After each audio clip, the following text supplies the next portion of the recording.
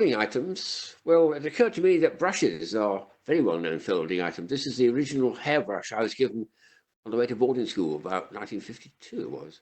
But they come in folded versions for traveling, and I actually got this very early in my life, probably in my teens, just a few years later after a hairbrush. Look at this different size.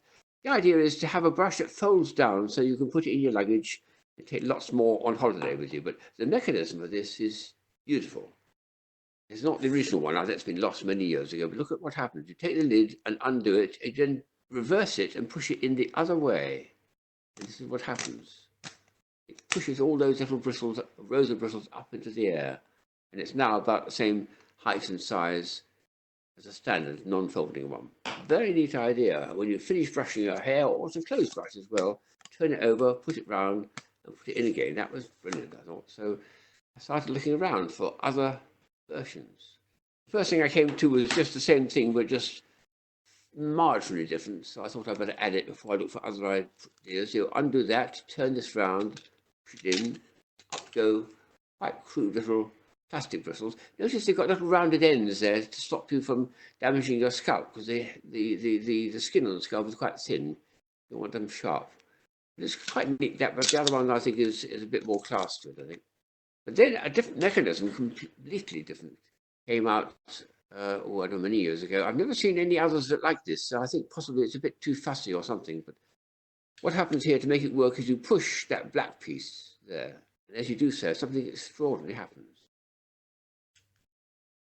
They all come up together like soldiers. Wonderful effect. And down again.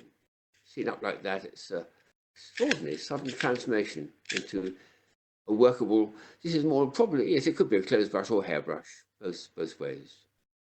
Then I looked for new mechanisms, and I noticed that some brilliant designer came up with the idea of the inverting rubber ball, which, oops, all over the place it goes. It pops up like that, and then pops down again.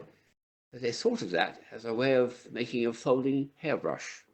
I've got two samples of it. One is one for small girls, Hello Kitty.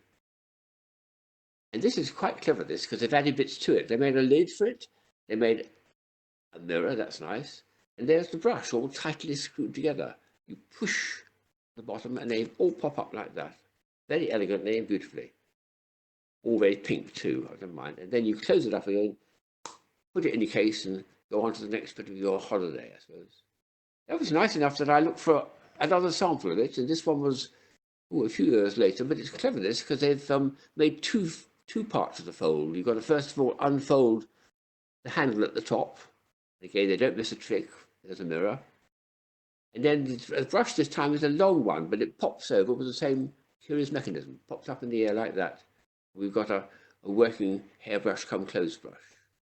Then when you're finished using it, pop it back in the frame again and close it up. Very nice. In a little more searching, I came across one more, which is not unlike both the other ones. And this is not a clothes brush or a hairbrush. It's a, get it? Nail brush, of course. But it does close up nicely, so it would go in your case. If it's a bit wet or dirty or something, that the cover will close it up, which is very nice.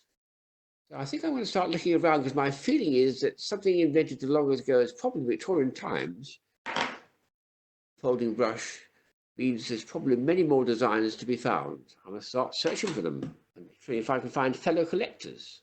You going to join?